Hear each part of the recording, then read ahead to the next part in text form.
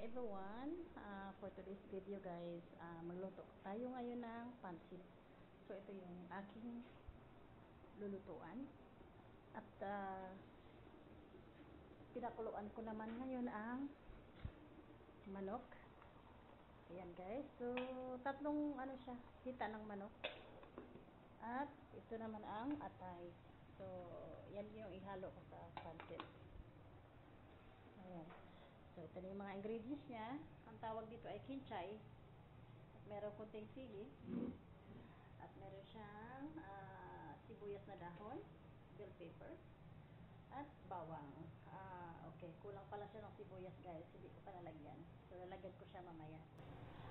At carrots.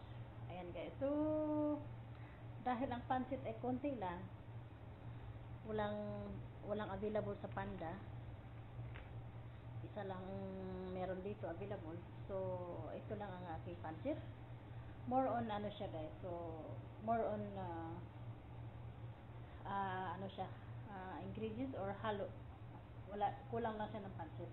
Ayan, so papakita ko sa inyo guys mamaya kung after ng aking mga paghihiwa kasi hindi pa tapos. Ito, meron pa akong repolyo na hihiwain. Ayan. So, ayan guys, naluto na yung ating manok at ang liver, atay. So, hinimay-himay ko yung manok para mas malasa. Ayan, so mag-start na tayo sa pagluluto guys ng pansit. So, ayan, ininit ko muna yung kawali, nilagyan ng mantika, at after nya, nilagyan ko ng una ang bawang.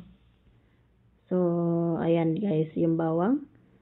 Hinalo-halo ko siya hintayin mo hanggat sa pagluto. So, papulahin mo muna hanggat magpula yung bawang. So, ayan, ginamit ko pala dyan na lutuan guys, ang di kuryente.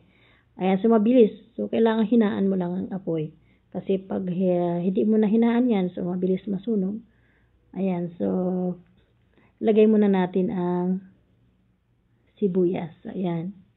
After ng bawang, sibuyas. So, yan, halo-haluin mo lang din hanggat maluto yung sibuyas.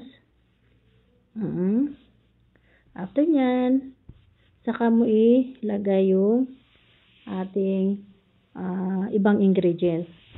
So, ayan. Lahat na. So may kinchay, meron siyang dahon ng sibuyas at meron siyang bell pepper at ayun, sili. Yan, malinamnam guys. Yan lang ang simpleng luto ng bahay ni Aling Virgie.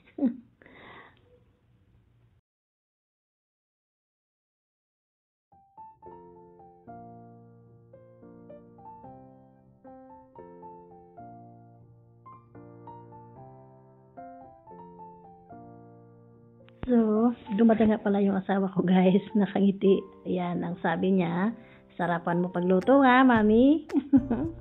Ayan, so gumamit nga pala ako ng Ginisya mix. Ayan, sabi niya, ang sarap na daw, inamoy niya yung bango. Ayan.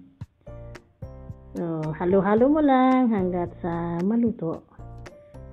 Ayan guys, so gumamit nga pala ako ng oyster sauce. Ayan, oyster sauce. Napakasarap niyan pag ihalo nyo yan sa pansit.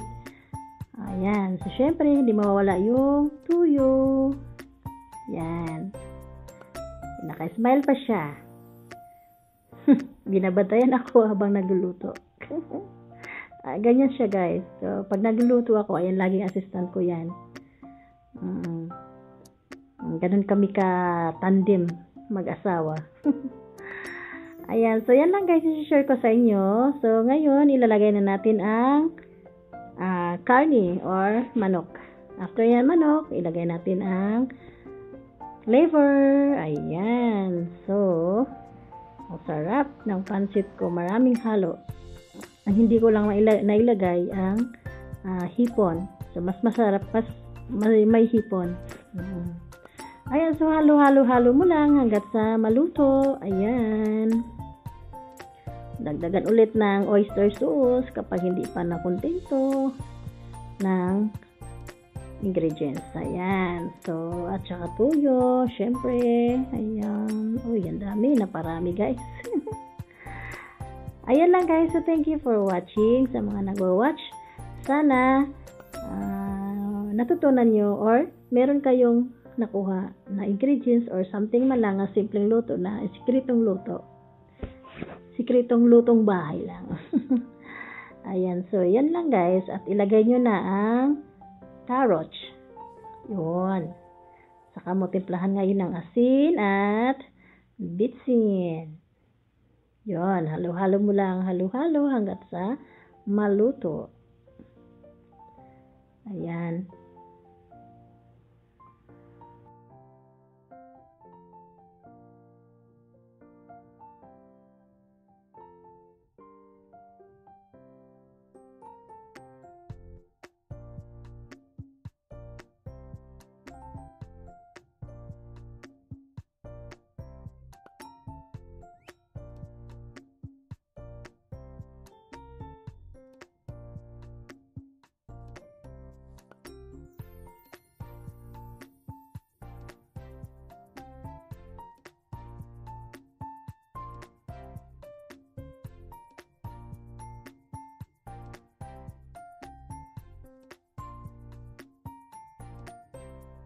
Ayan, so lagyan mo na pala siya ng paminta.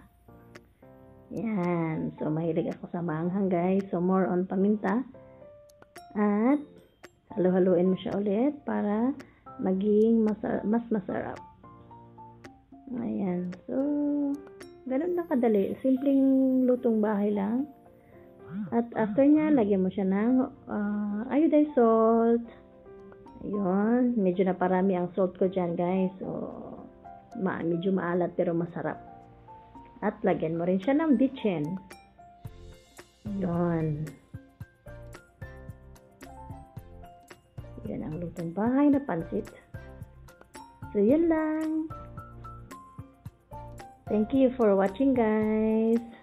Ayan. Lapit na siyang maluto at lagyan mo na rin siya ng bihon after that. Okay?